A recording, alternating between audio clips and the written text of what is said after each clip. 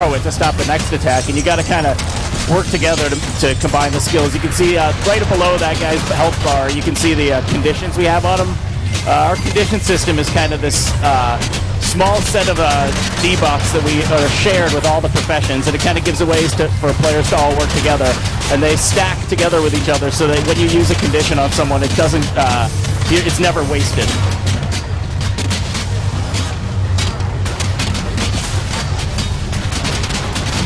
Alright, so I think they might be able to finish this guy off. We'll see in a second. As you can see, these guys, this pirate's 3 levels above them as veteran is pretty tough. So, you know, in this demo, things have been toned down in some places, but this is not one of them. All right, they just picked up another ad here too. Actually, a couple of them.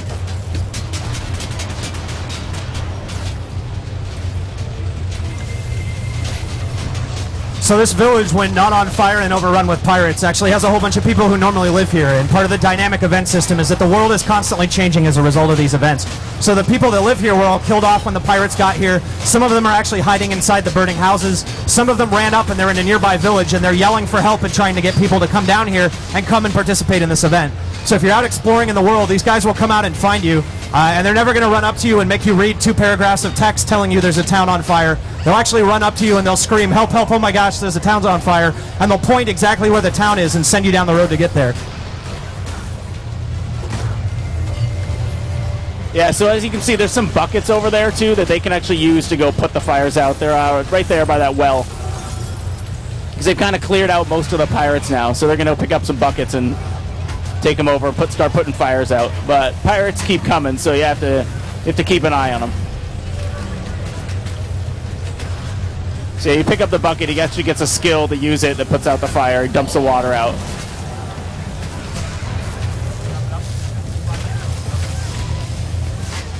So yeah, there you go. And it tells you how many pirates are left and how many fires are still burning in the village.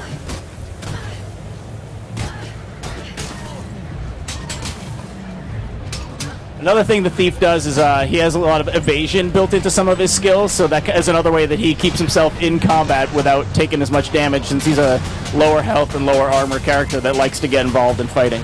Another thing you'll notice is they're not really paying attention to who's locking which mobs, who's attacking what. Like, everyone is getting the XP for all this stuff as long as they're fighting them.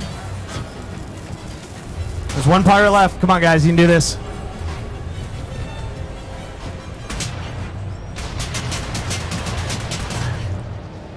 Yeah, so that pirate actually just dazed him there, spinning all his skills. You can see a couple of new skills that we just put in this demo with the air elementalist over there. He's shooting some lightning bolts at the guys and stuff. Oh, 1 more fire. Or no, 1 more pirate. There he is.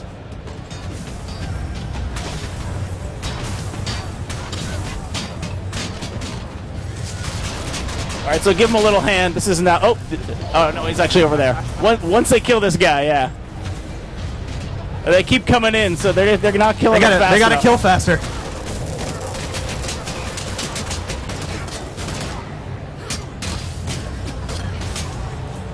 So we got a lot of players running around here now. I think we got 6 or 7 of them. So the number of pirates that are coming in is continuing to grow based on the number of players that are here. So again, this is the event dynamically scaling to keep the content interesting and fun for the players that are here.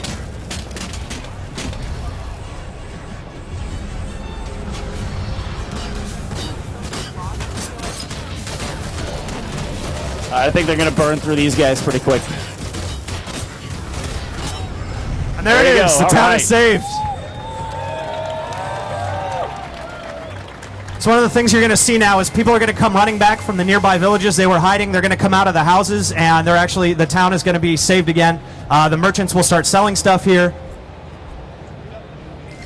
There's all sorts of stuff that changes in the world as a direct result of these. This is actually a place in the game where you can do crafting. So now we're going to go and watch them just craft for 20 minutes.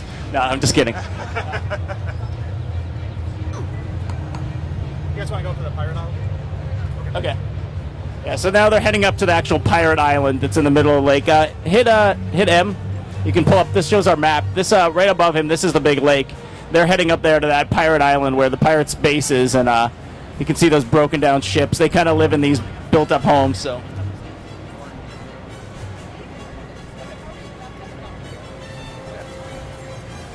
All right, so we got a couple minutes. Hopefully they can get up there. They're going to swim on over.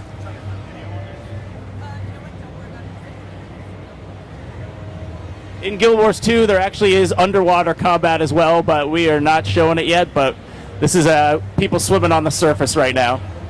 So you saw some dynamic events that happened earlier. There are a number of dynamic events in the world that happen underwater as well. There's a full set of dynamic content that occurs under the ocean in the game. Like giant sharks. Yeah, and one of the things about underwater is there's no breathing meter. You just go down there and play because it's a lot of open space, fun content. We want you to just go down there and experience it and not worry about watching a bar go down. So I told you a little bit earlier that part of the story of this map is that there are pirates that are raiding all the areas outside of Lion's Arch. So this is where the pirates are coming from when they go and attack that town. And the pirate captain of the crew that we were fighting against earlier is actually here up on one of these ships.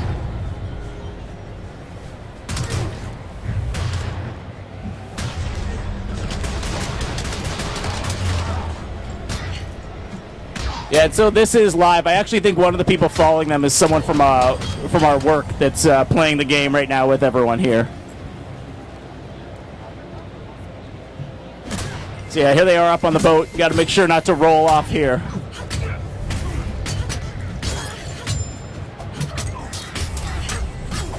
So you can see those are the Guardian symbols again being placed on the ground. Try and show off a couple of Guardian stuff. This is a Guardian with a sword. You can see those big swinging arc attacks. That's your basic sword attack with a Guardian. Then there's a little blinding flash teleport attack, and then they also have a zealous defense attack that it creates a barrier in front of them and shoots out a bunch of projectiles. So there's the flash attack. Oh yeah, so here's a pirate turret. So there's a little pirate held up in that mast, and he's firing a cannon at him right now.